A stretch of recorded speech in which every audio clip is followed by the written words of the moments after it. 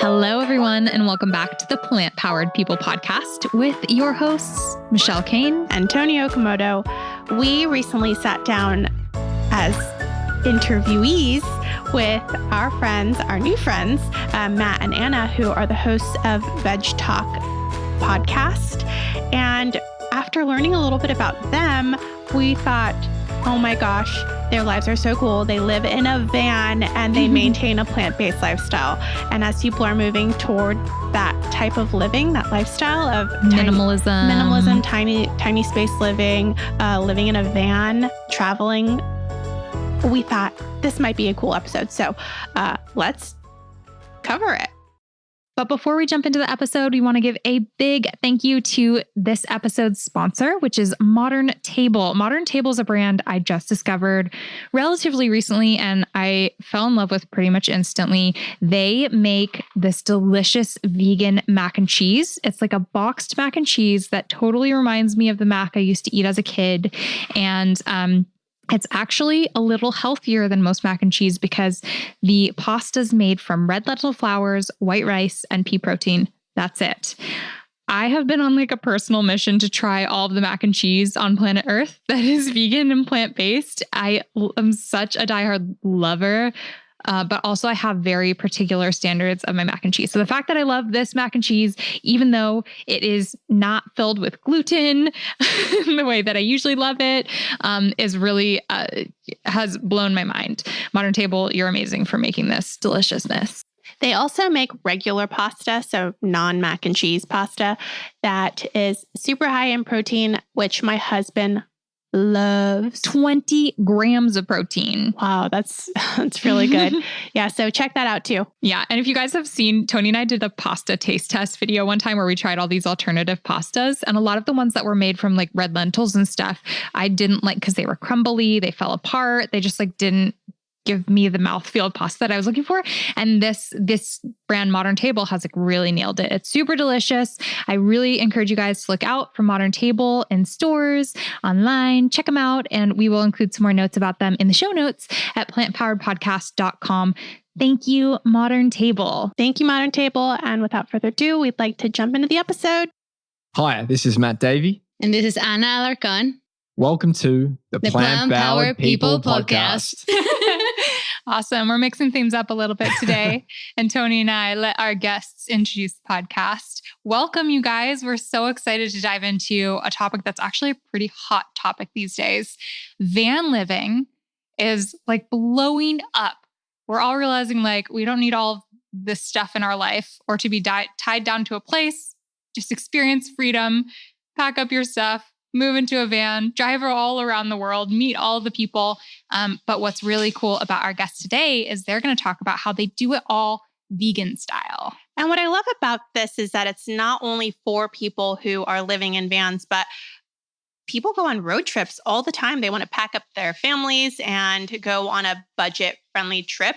And I know that for us growing up, that was a way to save money, not putting everyone in a plane, but rather in a car and going to national parks or just even a hotel in Monterey or Carmel, which is only 2 hours from us. So yeah, that's why we are so excited to have them on the podcast today. Thank you. Yeah, we're really delighted. We just both recorded with them for their podcast, and we will link the episodes to those in the show notes as well. But can you guys take a moment and just introduce yourselves? Tell us a little about yourselves, like in brief now, but also how life began for you. Let's start with Anna. Where are you from? What's your background? What's your story? Cool. Let's do the elevator pitch. So I was born in Jersey City, but I don't consider myself a Jersey girl. No offense to anyone that is from Jersey, but I was there for like 6 months out of my life. And then my parents packed everything up and moved back to Mexico. And I grew up where my parents grew up in the town called Xochitepec in Morelos, which is in the middle of the country. I had a very, what I could consider normal life in like middle-class Mexico, you know, like private schools, but like also like the small town Mexico. So like tortillerias and pozole and like the typical like Mexican lifestyle. I was very lucky that my parents like worked pretty hard and put us through private education, especially in Mexico, where like education it's definitely more expensive and it's not as affordable, and public education is not as same as the way that you should do it. So I was very lucky. I was very privileged as a Mexican. I definitely see my privilege now as an adult. I was able to live abroad a couple of times. I lived in Europe. I traveled Europe like 4 times. Like I just had that life that my mom didn't have and my cousins and a lot of my family didn't have. But I guess at the time I didn't see that until now. After college, I was unemployed doing freelancing because I didn't want to get like a job, and I don't know, I was living that life, I guess. And I had to come to America to do some like citizenship stuff. And my mom was like, you should go now. You don't have a job. Like, what is freelancing? And I was like, fine. So I came to New Jersey and I stayed with my grandma and my aunt and met a couple of friends in New York because they were going there for like vacation as well. And all of them, they were like, what are you doing in Mexico? Like, Cuernavaca, what are you doing there? Like, you don't have a job. And I was like, thank you again. You are a citizen, you speak English, like just stay. Like, even if you like you're a waitress or like cleaning bathrooms, like hookers, just like stay in New York City. Like you have access to New York City, like permanently. What are you doing? And I was like, yeah, you're right. So I stayed. I was like, Mom, I'm not coming back. And they were like, okay, fine, whatever. Like, sure. Like, I don't know what I was thinking. I was like, I don't know, 23 probably. And I was like, okay, fine. So I found a sales job and moved out with like a couple of friends in the Jersey area and Brooklyn area. And fast forward like 6 years later, I met Matt in New York and moved to Boston. Wait, how did you meet? At work. Yeah. So we had like the same sales job, but he was in Boston and went to New York for like a training thing. And I was his trainer on like a new campaign. And how long ago was this? 5 years and a half now. 5.5. Yeah, 6 in January. So yeah, and then lived there and packed everything up again and been traveling for 9 months now. There you go. Nice. And then Matt, how about you? Okay, so I was, if you can tell from my accent, I'm not American. I was born in Australia. So I was born in a city called Adelaide, which is like the central southernmost, it's the major city in the central south of Australia. But when I was pretty young, Dad got a job offer in Melbourne. So everyone's heard of Melbourne. We moved across there. And yeah, that's really where I lived most of my life before making the move to America. So for me, again, like I suppose everyone's experience is their typical childhood because that's what we experience. But I grew up in an area where I went to primary school, a 10-minute walk away from the house. I was very active as a kid. We were surrounded by tennis courts growing up. So literally at the end of my street, at one end, there's a tennis club. At the other end of the street, there's another tennis club. And then there's multiple within riding a bicycle distance. And the beach. And the beach. The beach was about 5 minutes away. So yeah, really, really nice childhood. A lot of freedom once we got into our teens, which I really do appreciate now after having traveled to where Anna's from and seeing where she was brought up. Something we didn't think about, being able to hop on a bike and going to a friend's house or walking around the corner to a friend's house or going to the beach. I was lucky to experience that type of freedom as a kid. And yeah, we used to travel a lot as a family. But as we were talking about before, Mum and Dad would get us in the car.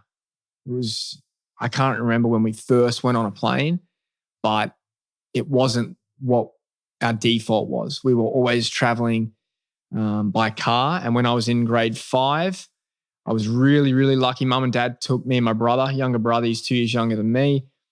They took us out of school for a term. So about an 8-9 week period. And we did a road trip from Melbourne up through the outback of Australia. And then once we got to like near Cairns, which is the very northeast of Australia, we moved from the outback to the coast and then came down the coast. Is that normal that parents can take their kids out of school for that long? I wouldn't say it's normal, no. And having spoken to my parents now was an interesting conversation because, again, we were kids. Mum and Dad decided to do it, so we obviously didn't really have any say. We didn't really question it all that much. But now seeing that, they would have been confronted with some kind of concern, like, are we doing the right thing? Is this normal? Like, is it the right decision? And you see that your parents, although they're older and much more experienced in life than you are, they still feel the exact same emotions as you do now. So it was cool to talk to them about that. And they absolutely said, no, it's not normal. It wasn't normal then. Mm-hmm. We had to ask ourselves if it was the right move to take long service leave for dad when he did, all that kind of stuff. But I think that trip and camping with mom and dad whenever we would go away, that instilled travel in me and wanting to explore. And what was that like? Did your mom cook? Did she, or did your dad cook? Did they pack food? Did you eat fast food every stop? What was that like for you? From memory, like along the way, if we're on a long road trip, a stop at McDonald's, that would have happened. Yeah, totally. Just convenience, when you're on the road. But a lot of the time, mum and dad were really good at packing our own food. So we'd stop at like a picnic area and we'd have sandwiches ready to eat. Yeah, they were really good about that. And then once we got to the campsite, we used a camp stove. I remember cooking up, breakfast and dinner at the campsite. Mum and dad used to budget. They used to have a little book where they would, budget meals. They must be so proud of Anna with her budgeting. We took a peek at Anna's system and she assesses what they have on hand and then buys only according to what can supplement what they already have and writes out their meal plan. So I was so proud of her. And honestly, like I've learned a lot from Matt's mom. We have traveled with them a few times and we've done like long road trips and she has everything. She's like so organized and I like to be very organized. I'm like, how do you do that? Teach me that. Why do you do that? Like how much, like, I'm just like, it is pretty, I've learned a lot from his mom for sure. But I don't know. They still do that as well. Like they still but which is pretty amazing. And that's how they've been able to travel so much as well. They're on a trip right now. So in Europe, they just landed in Finland and they're doing a trip of like some of the Baltic countries. So I think they're going to Estonia, Latvia, possibly. And they still employ all those kind of like tactics today. But shout out to Janie. She brings her like breakfast and oatmeal on the plane and everything. She's the best. They took their own breakfast to Europe. Yeah. So I want to rewind a little bit to how you became interested in food and vegetarianism and then veganism. And then we want to bridge those two together because I think a lot of people want to know, if you're traveling by car, how can you make it happen? I know a lot of people travel for work, commuting far distances, and would find that very helpful. Yeah. So I came across veganism, but I didn't think I knew what it was when my aunt gave me a book called Skinny Bitch.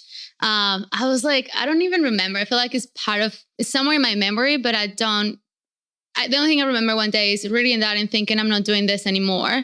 And the next thing I remember is like me sitting on like a family like barbecue or something like next to a pool and I'm literally eating rice and beans and lettuce. And then the next thing I remember is like I'm in uni and I'm like eating tacos al pastor. Like it was part of my life for like such a small period. But since then I just couldn't like, I don't know, like it was always in my head. Like I knew it existed. I knew what it was. I was familiar with it. I knew I had to eat healthy. But I was changing my life a lot. Like I moved and stuff. So for me, like eating healthy was just like a diet, or like eating healthy was like, that book for me was like, it was pretty meaningful, but it also like tied up a lot with like diet culture. So was until Matt watched a documentary, which it was like over 3.5 years ago. And I was out on an event, on like a vlogging event. And I just got a text. I was like, remember like getting this text saying like, we're going vegan. And I was like, well, I know what that is, but sure. Like, yeah, let's do it. But why? He was like, you have to come home. I'll explain you everything. And I was like, no, just tell me now. Like, I want to know now. He's like, just wait. And since then we went like, we need to find a better word for this, like cold turkey, or like one day to another. And we're like, that's it, we're not doing this anymore. And I feel like for me, it wasn't like different or like because I was Cold already tofurkey. Cold Cold tofurkey. tofurkey. Yes. I like that. Yeah. But it wasn't like something strange for me, I guess, because I already knew what it was. I was just finally connecting the actual dots to like continue on the journey. Yeah. So what was that documentary? So I think I was sitting in bed and, you know, the way my memory says it was the first one I watched was Plant Pure Nation. And then I Wow. think immediately after, Netflix told me that Forks Over Knives was the next one I should watch. So I think I watched them back to back, but literally within 15 minutes, 20 minutes of watching the first documentary, I had my phone out texting Anna. Yeah. And I was like, we got to do this. Take us through your mind at that point, because you hadn't really been exposed to plant-based living before that at all. And so how did that shift happen in your mind so fast? Okay, so I'll take it back a little bit to, you know, maybe my life from the age of like 20 to 25 or 6.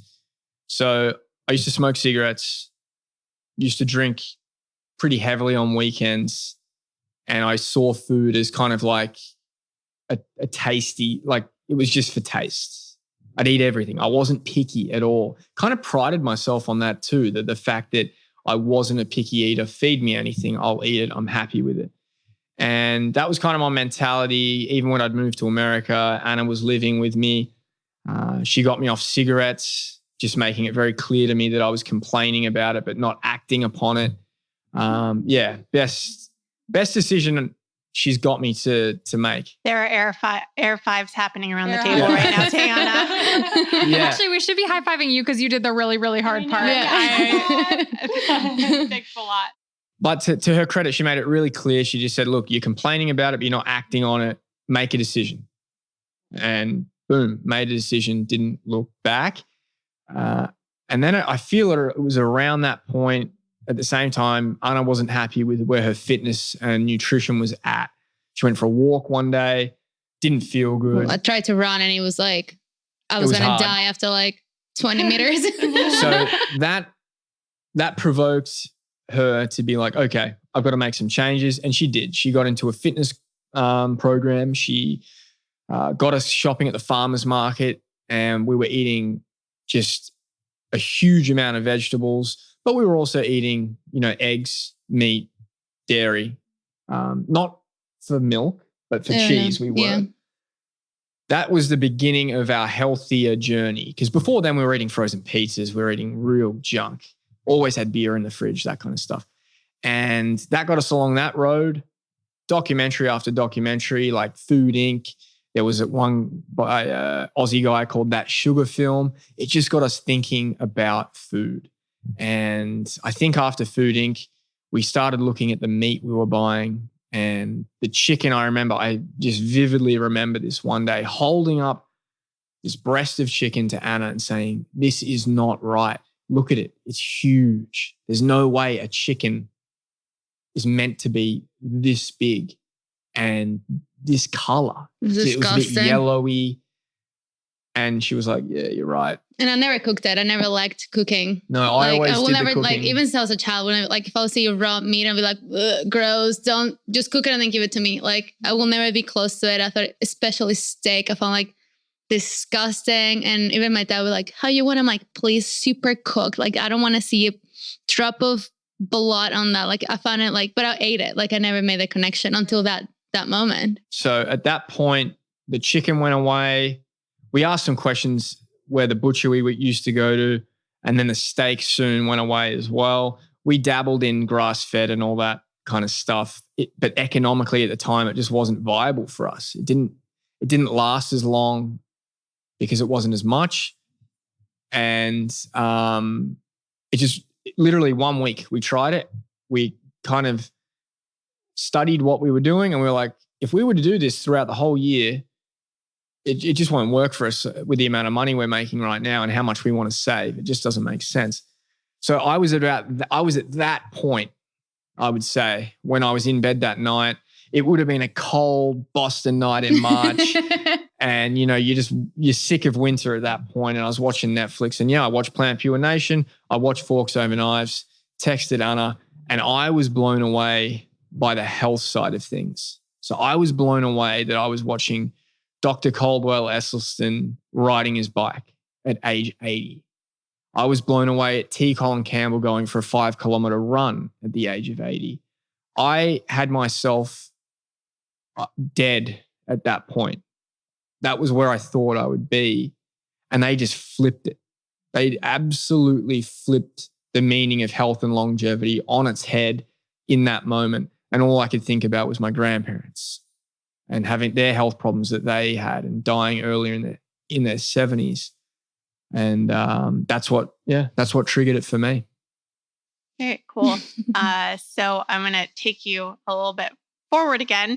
Where were you when you were like, I'm going to get rid of all my stuff and we're going to jump in the car and that's just going to be our lives now? Right. I think it started when we were looking at tiny houses. We were fascinated by tiny houses. Did that start from another documentary? Probably.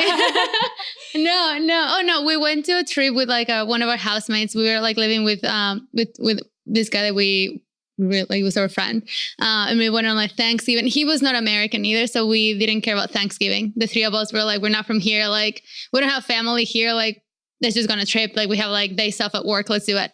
And we rented this tiny house was Maine or Vermont? It was like the border of Maine and New Hampshire, but it was Maine. Yeah. And it was so cool. There was like no electricity, no running water. It was amazing. We absolutely loved it. And we were like, what is this tiny house thing? And I don't know, it's like Google knows what you like apparently. And like it starts like giving you suggestions and stuff. And we just love tiny houses. We're like obsessed with tiny houses at some point that we really wanted to have one in like the New England area. And then we started to realize that it's illegal in a lot of places. There's regulations about like how big your house has to be considered a house, tax reasons, because the government wants you to pay. So the bigger the house, you pay more. But if it's not like a certain amount, they're not getting any money. So like you have to like, there's like zoning laws, etc. And we're like, this is too complicated. We're not going to do this. And after a while, we were like, we want to travel together. How we can do it. So we started like how we can do this long as possible. Because I've done like 1 month, 6 weeks, but I've never done more than that. And Matt has done like 6-7 months on a road. And I was like, that's my dream. Like since I was like, I can remember in high school, I was like, I want to go on like a year trip and do like those crazy things. So that was always in my head. And we were like, okay, we're going to travel, how we could do it as long as possible. So we started looking at like house sitting, couch surfing, and try to build like reviews on those websites so we could like do it for a long period of times. And then we stumbled upon van life on Instagram, and we were like, this is so fascinating. Like I didn't camp a lot when I was growing up. So I was like, instead of camping, I can actually sleep in my van. And it's like basically the same thing, but like you don't have to put your tent and you can drive everywhere. And we've seen like people going to Canada, Mexico, South America, Europe, Australia. And we're like, this is cool. So you said van life. Is that the handle at van life? For us? For us? Oh, no. The one that inspired you in the first place. Oh, no. If you do like hashtag van life on Instagram, it's like everywhere. It's insane. And we were like, we want to do this. And yeah, that's kind of like where it came from. And I don't know, you know when like you do something and like everything seems to like perfectly evolve to like everything happens and you're like, we should just do it. Like we started really looking into like how to build one, what we want, how we want it, what can we afford, how much we have and how little we want to spend so like the trip lasts the longest. And Matt started asking questions here and there. We started like looking into more like people doing it and like online because we were like, okay, if they can make money while they're traveling, that means that we can as well. Or like if they can afford that, how much money they're spending. There's a lot of people being very open online. They're like, this is how much we spend a month. This is how much we pay for this. And you guys were already online creators, basically. Yeah. So this would give you the opportunity to create and follow your passions while being on the road. Yeah. Matt had a job, but he was starting his podcast and I've been blogging for like 3 years before that. So were you doing it full time at that point? Yes and no. Like I was a fitness instructor as well. So I was using my fitness instructor income to pay my bills and everything else to be saved. So I was like, we kind of prepare for it, I guess, for like almost a year. Like we knew what we were going to do. Like we wanted to do it. So we're going to try to save as much as we could. Like I was teaching as many classes as I could. I was like taking any freelance job I would get. I would like do anything to like save every penny while I was still running my blog, and like no one knew that we were going to leave because we wanted to make sure it was going to happen. We're like, we're going to do it. I was doing some interesting side work as yeah. well. So he had a full-time job, like doing freelance stuff. We were trying to do anything we could to like save because when you're going to like take the leap and travel and you think you might make money because there's a possibility, but what if you don't? So like, what if, yeah. Do you mind sharing how much you felt comfortable saving until you made that leap? Yeah. Okay. So You're the guy with the numbers. I don't think we never really had a goal of like, okay, once we have this amount, we're going to go. Because we felt like we'd never have the ideal amount. But we did have like how much money you had in Europe. I was like, okay, if I had all this in Europe for 8 months and I spend like crazy, we know if we have the same and we're careful with our money, then we can travel. Make it go a lot longer. So we had like, I don't know. So basically, yeah, I mean, that's a good way to describe it. So we kind of had a blueprint on my failings as a 20-something-year-old going to Europe and spending, nearly 30 grand in like 7 months or 8 months. But our lifestyles had changed dramatically, and we knew we wouldn't be spending money on things like alcohol. Going out. And we can cook ourselves, exactly, going out, and we can use those skills to our advantage. So we had saved, I think it was around $50,000. The van cost about 10.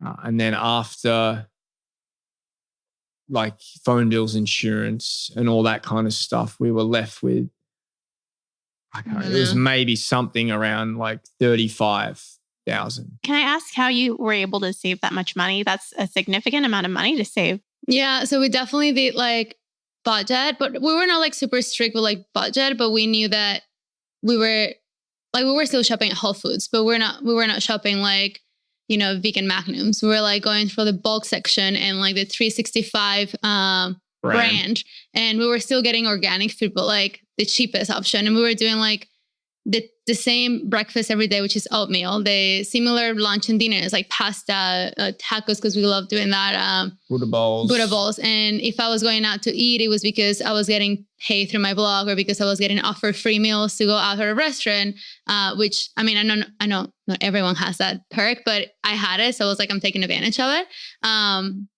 And just kind of like, we didn't live in the city. We lived like a little bit outside of the city so we could have a cheaper option, an apartment. We lived in a very tiny studio. Like anyone that has visitors, they're going to be like, what the heck? Yeah, we didn't have many people over because like it was, there was no space.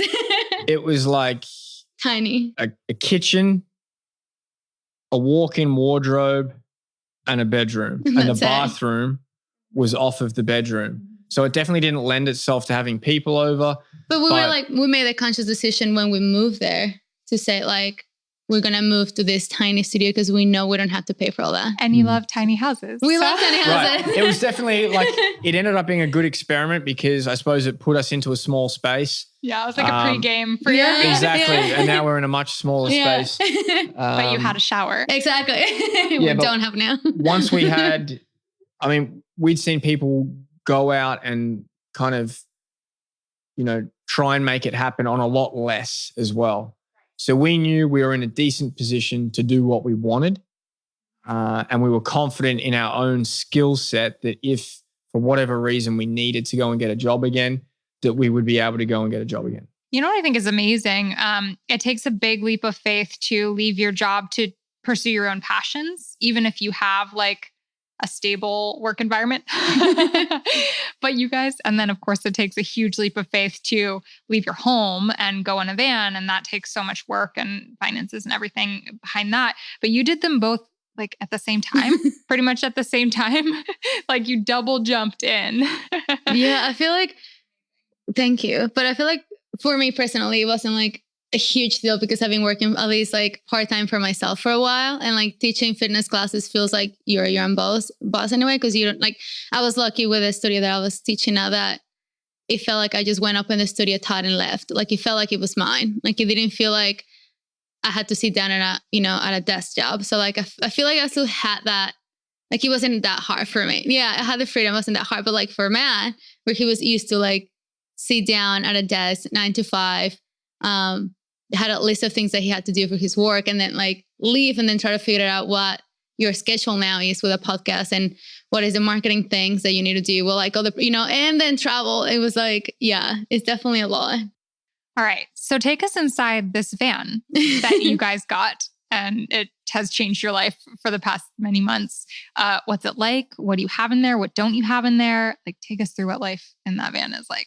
Okay. So basically the model is a Ford E250. So if you're American, picture an old Comcast van. That kind of, it's wide on the outside. And it's definitely not a Sprinter. So there's no like massive headroom. It totally, like my neighbors right now probably think someone's fixing our telephone. Yeah. Exactly. Does it have windows? So there are back windows. So there's 2 back windows. But apart from that, the side panels they're covered. So we've got the windscreen, driver's side window, passenger window, and 2 back windows. Have you ever thought about creating a cool mural? Ooh, yes, So, but basically, the cool thing with van life, it's inevitable that you will end up in a city. You have to go for food. You have to go sometimes to sleep. I mean, when Anna was in the Bahamas for a little bit, I was on my own, and I found myself for the first time choosing Walmart as a place to park and sleep, because there are other van lifers you feel safe on your own rather than maybe somewhere on a dirt road in Arizona. So you have to go into a city at some point. It is inevitable. What our van does a really good job of is just letting us fly under the radar.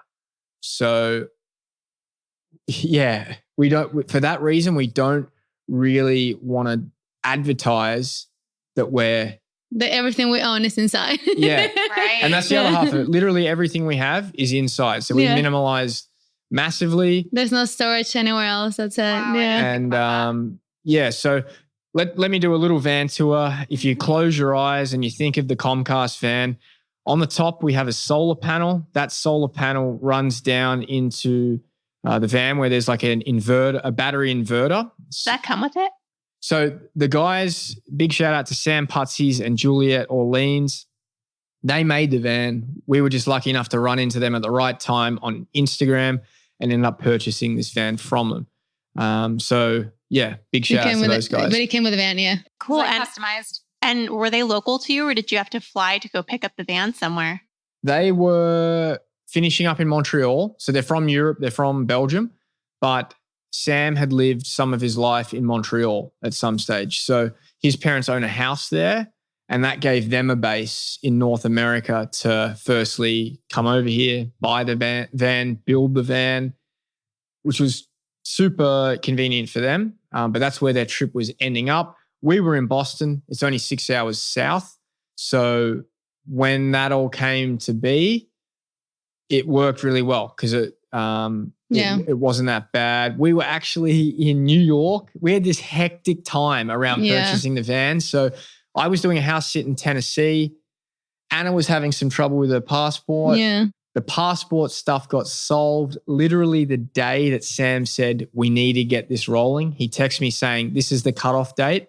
That night, Anna calls me. Guess what? I have my passport in my hand. And we were like, thank God for that. Left Tennessee, went back to Boston. 2 days later, we flew to Baltimore. After the food show in Baltimore, we went to New York. I ran a 3-quarter marathon in Central Park.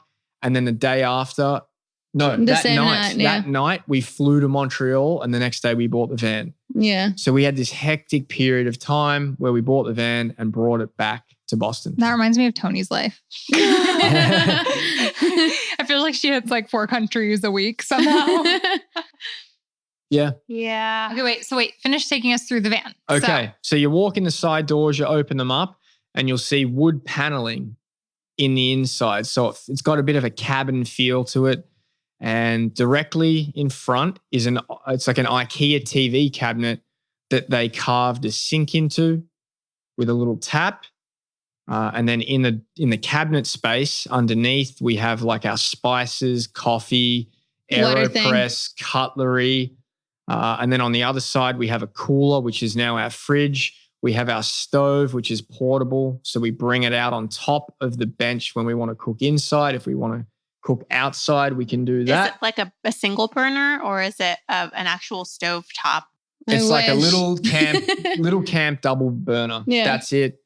And then there's some room for pots and pans behind the driver's seat. There's like fake wood floor. And then there's a bed. And underneath the bed is where we have all our storage. That's it. Crazy thing is like how beautiful it looks in these vans. Like, and you see it on Instagram and the pictures you guys just showed me were like, this is a beautiful space. Like, I have a hard time keeping my house tidy, but Oh, you learn. somehow managed to keep such a beautiful space, and it all looks so modern and like customized perfectly. Take the most advantage of every nook and cranny and space you have within it. But also, like, when you're used to just shedding the things you don't need and living as minimalistically as you can, you realize like in that small space, you can get everything you need to prepare all your plant-based meals, travel, live your entire life. Yeah. It's crazy. It's Before awesome. we move into plant-based meals, which Michelle just mentioned, and I really, really want to talk about, how many outfits do you each have? Ooh, okay. It's a I'll let great you go question though. I first. feel like You should tell just a little bit around how you had to minimize. Okay, yeah. So I always said that I was a minimalist. I was like, I don't have that much stuff. I donate every 6 months. Like I open my, I used to literally like every 6 months, like, well, I used to get a lot of stuff through my blog. Like you guys know probably, but like in fitness that you get sent a lot of leggings and stuff and shoes, and Reebok headquarters is in Boston. So we always get like pretty lucky to have that. But every 6 months I'll be like, oh, I don't need this. I'm just going to give it away. So I thought I was a minimalist until we had to move into the van. And oh my God, I was not. I want to post a photo soon of like the disaster of like trying to get rid of everything and selling and donate. But basically now I don't know how many outfits I have, but I think I only have 8 pair of leggings, which is, I used to have like 60 or more probably. And I just have one top, like, I don't know how big would be. I don't know in inches. I have no idea, but what I have everything, like I have only 2 pair of jeans. Plastic tubs. Yeah. Plastic tubs. I have like 2 jeans and like probably 60 shirts and one long sleeve. Couple jackets, and that's it. And I don't even use everything. I could like get rid of some more, and I got rid of a few stuff in Mexico, so I could even do more, which is crazy. Yeah, and I have one tub, And that's it. and I don't use everything in the tub, so I probably have. You have 1 pair of jeans. What have I got? I've got 1 pair of jeans. I might have 7 t-shirts, couple of singlets, 2 shorts, 2 pair of shorts. 2 pairs of shorts, a jacket. Yeah, and hoodie, I mean, there's some stuff in there that I don't even use, like in the whole time. So, yeah, but I had no problem with it because I actually didn't need to minimalize my clothes leaving Boston. That is all I had to begin with, really. Such I a came to America guy. with a backpack. Yeah. All right. So we want to jump into food.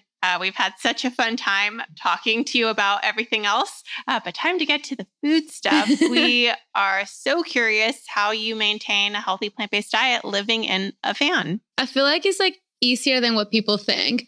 I feel like if you are already cooking at home and then you move it into a van, it's just the same thing. And if you're not already cooking at home and you go and watch their What I Eat in the Day videos, cooking all this amazing food in the van, you'll be like, oh my God, I should totally be cooking at home. Yeah. But I feel like I think at the beginning it was harder because we were going through like Portland and LA and like Toronto, and it's like vegan heaven. And we were like eating out like dinner, like every day for dinner at least. And we're like, oh my God, this is amazing. But like this second round of van life, because we went to Australia and Indonesia and the Philippines, but now we've been back, we're like so good at it. And I feel like it's because we went through like a lot of small towns in Mexico that didn't have like the options that we have in LA or Portland or like Toronto and things like that. So we were forced to cook. But I don't know, we just cook the same meals a lot. Like we have the same breakfast every day, like oatmeal, and we just make like a little meal. Well, I make them when I take pride of that. Little meal plan and like a list of the things that we need. And we know that we can only feed a certain amount of like fresh food in the van. So we normally like meal plan for like 2 or 3 days max, and then we do it again. And exactly to know what to eat. Yeah. So if someone doesn't have solar paneling and an outlet in their van, do you think that it would be easy for them to be plant-based still? Yeah, because Totally. we don't have a fridge, so we have a cooler. We only have ice, and that's it. So we have a big tub in the middle of the front seats with legumes and rice and quinoa and pasta that if anytime we like run out of like fresh food or like we don't have somewhere to go and buy new things, we know we can just eat rice and beans. Like that's fine with us. So that's totally doable. And they last you forever there. So that's pretty nice. And then with the cooler, we just keep stuff like almond milk and like things that we can't make in the van because we don't have a blender anymore. And just like stuff like that, like almond milk and like tofu or like tempeh and things like that. Yeah. And the stove, we just get these little camp gas cylinders. So really in terms of the food and the cooking, it's just having ice in the cooler and having enough gas for the camp stove. The outlets are really more for powering laptops, like our photography gear, drone, all that kind of stuff. Can you give us an example of that camping stove? So in case anyone is wanting to buy one.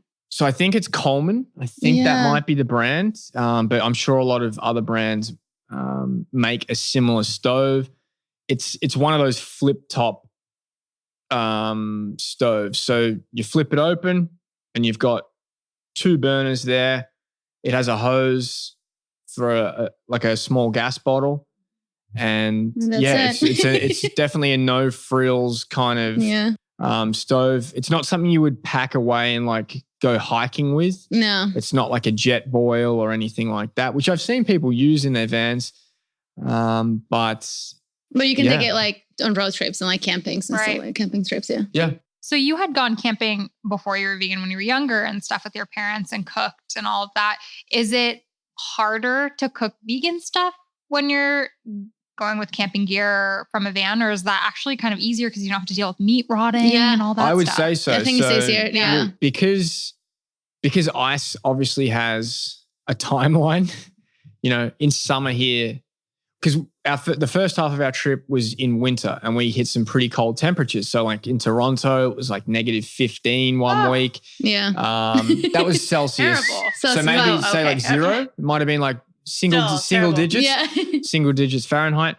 We hit that in Toronto, hit it in Minneapolis, so the ice would last. Yeah. So maybe it would have been such a problem. But from like the big picture, yeah, totally. I couldn't think of anything worse than having like or having eggs. Like if you have like eggs and then they crack. They crack pretty quickly, and then the smell, like having to mess with like, I don't know. We had like water. We have like now an oil thingy. Was it like what's the name of the mom? The diffuser. We have a diffuser now, and we sometimes leave it with water, and we forget, and like we pass like a curb or something, and it drops all the water with the oil, but that's fine because it smells really good. Like we don't care about that, but it's like spillage everywhere and you have to clean that. I can't even imagine if you have like eggs or like there's meat going off and it's just gross. Yeah, I think it's easier. I think it's definitely easier. Probably healthier as well. Yeah. So what's an example of the 3-day meal plan that you're making? Good idea. Okay, good question. I can read it from here.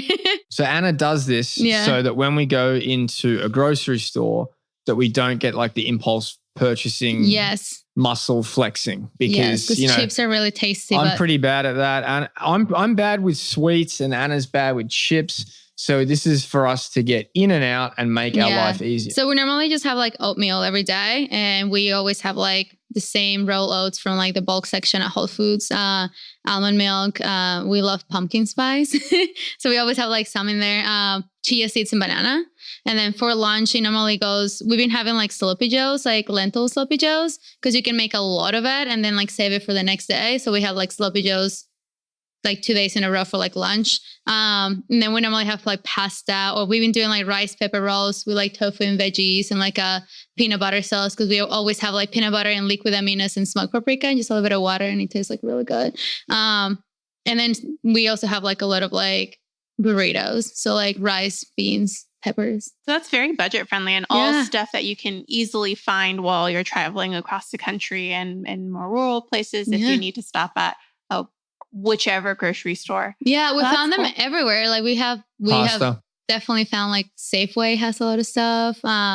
like, yeah, a lot of like supermarkets have the same thing. So like, and they're super cheap. So like we can buy a lot of like beans and they last us for like months sometimes. Yeah. And we've even like gone this whole time really trying to focus on minimizing waste as well. Because once you're in a van, you don't want to accumulate lots of waste products because it gets smelly. It doesn't look good when it's in your van. It's like you have to sleep next to the trash can, basically. Yeah, exactly. It's so cool. We have really tried our hardest to soak chickpeas in advance, to soak beans in advance, take the time to cook it because the gas bottles don't cost that much. So to us, it's worth, and they last a while. So it's worth taking that time to slow down and just be conscious of what we're purchasing and how we're contributing to the whole waste cycle. Okay, so along all of your adventures, I mean, you've experienced a lot. You've probably seen a lot of different spaces that are vegan friendly, not vegan friendly. Like, what are some cool things you picked up along the way on your journey? I think like my favorite city as a vegan is Melbourne. I feel like Melbourne is very friendly to walk or like to bike. But also has a lot of options. I feel like in that city, they do have options everywhere. Like it doesn't matter which cafeteria you go, like which restaurants you go, even if it's not vegan, there's going to be an option, which is like pretty cool. And they have like the craziest restaurants. Like I feel like, yes, LA is great and New York is great, but I feel like down there they have some restaurants that you're like, what the heck is this? It's delicious and like so creative. And I love it personally. I think we had the hardest time in the Philippines just because we went to an area that is not touristy at all. So it's not like, westernized or whatever. So and we didn't take our van to the Philippines. Yeah, we didn't have, I'm curious where the most surprising place in the United States was for you when you're traveling across and you thought, oh, there's definitely going to be no vegan option here, but then there was. Good question. I don't know. That's a fantastic question. I don't know. I feel like for me, my favorite vegan city is New York City. I love that place just in terms of transport and the options they have available. But in terms of surprises, where do you park your van in New York City? So we didn't take the van. Luckily enough, we never had to go through New York City with the van. Yeah, we passed it. But I don't know. I don't even have one in America, but in Mexico City was like the most, like I didn't think Mexico City was going to have anything. Like maybe one of those like old, typical vegetarian places I thought, but oh my God, it's insane. Like if you can go to Mexico City, just take a vegan food tour. It's insane, like crazy. I was really surprised. My husband, we drove him across the country when he moved over to California. He came from Maryland. And first we went down to see his parents in Florida. And then we drove across the country to California. So we took about 2 weeks. And I was really surprised by how vegan friendly it was. We did a lot of what you did and ate what we cooked at the hotel. And then we stayed at places with free continental breakfast a lot of times. Like a lot of the even cheaper places have oatmeal and fruit for you in the morning. So we tried to stay at those. And the places that were super surprising, I stopped in Jackson, Mississippi, and there was an amazing place called Cool Owls that had herbivorous butcher sandwiches. I was so surprised. And then we stopped at a vegan restaurant in Kansas. Wow. I know. It was amazing. And then with fast food, that was like a last resort, but we did have fast food a few times, and with places like Burger King and the Impossible Burger and Carl's Jr. with the Beyond Burger, and even Taco Bell having a lot of vegetarian options, vegan options, it made it so that even if we were in the most rural place, we had something to eat. That's pretty amazing. Yeah. I feel like, at least for me, it was surprising when there was not an option in America. Like even the smallest place had an option. So like, I feel like I wasn't surprised that there was an option. It was more like, oh, there's not an option? Like, really? Like, like it was like more like that for me. We were definitely like, one that comes to mind in terms of not having an option was like Wall, South Dakota, which is a really tiny town. Sounds about right. Right right near Badlands National Park. Like so we've been able to find almond milk or soy milk everywhere except there. There really wasn't. But a place, I wouldn't say necessarily surprising, but I will say surprising on how awesome it was Ithaca, New York. Yes. Mm-hmm. Yeah, I have a friend who just went there who eats mostly dairy-free and vegan. And she was like blown away. She's like sent me a picture of this ice cream place that had like all these vegan ice creams. And awesome. And their co-op it's amazing. Was like, we were like, just, by the time we had to leave Ithaca, we were like, this was our first stop as well, by the way. So it was our first week, but we like didn't want to leave because I would just move there for the co-op. So cool. Yeah. So much bulk stuff at the co-op as well. That makes me really happy too, because Ithaca is a big college town and Cornell is there, which has a huge veterinary school, like one of the best in the country. And oftentimes when you go to veterinary school, you're in cowtown, like you're in super agricultural areas that have very little for you. And that's changing a lot as like younger people and students are demanding better plant-based options and stuff. That's really, really exciting. Yeah, it was pretty cool to see that. And Farm Sanctuary was awesome. Yeah.